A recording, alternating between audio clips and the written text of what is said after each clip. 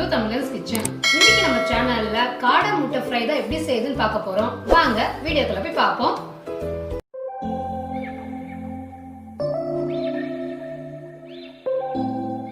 காடை முட்டையை ஃபர்ஸ்ட் வேக வச்சுக்கலாம். முட்டை வேகிற அளவு தண்ணி ஆட் பண்ணிக்கோங்க.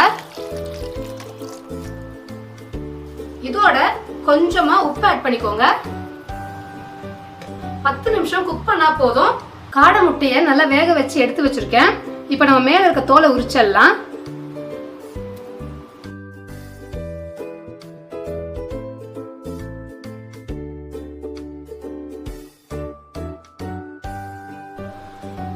காடை முட்டையோட தோல் உரிக்கும் போது சாஃப்டா ஹேண்டில் பண்ணுங்க, ஏன்னா ரொம்பவே சென்சிட்டிவா இருக்கும். இல்லைன்னா முட்டை பிஞ்சு போயிடும். பாருங்க, இப்போ நான் எவ்வளோ சாஃப்டாக ஹேண்டில் பண்ணுறேன். அப்பயே லைட்டாக பீற மாதிரி வருது. அதனால நீங்கள் எவ்வளோக்கு எவ்வளோ சாஃப்டாக ஹேண்டில் பண்ண முடியுமோ அவ்வளோக்கு எவ்வளோ சாஃப்டாக ஹேண்டில் பண்ணி தோலை உரிச்சுக்கோங்க. கடாயில் 1 டேபிள் ஸ்பூன் அளவு எண்ணெய் ஆட் பண்ணிக்கணும். எண்ணெய் காஞ்சோடனே கொஞ்சமாக கடுகு ஆட் பண்ணிக்கோங்க.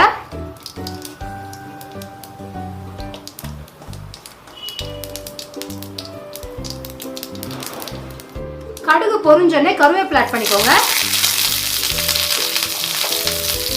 அடுத்தது நம்ம உரிச்சு வச்சிருந்த முட்டையை ஆட் பண்ணிக்கலாம்.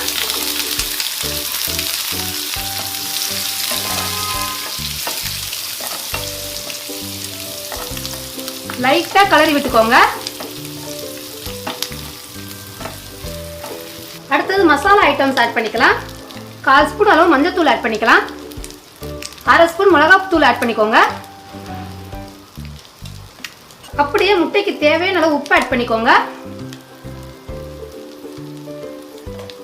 முட்டையை நல்லா மசாலாவோட பிரட்டி விட்டுக்கலாம்.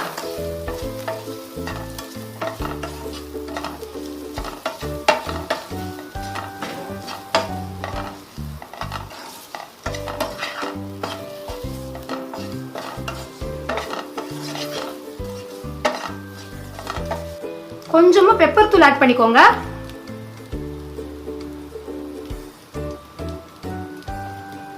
லைட்டா கலரி விட்டுட்டு ஸ்டவ் ஆஃப் பண்ணி இறக்கி வச்சுக்கலாம்.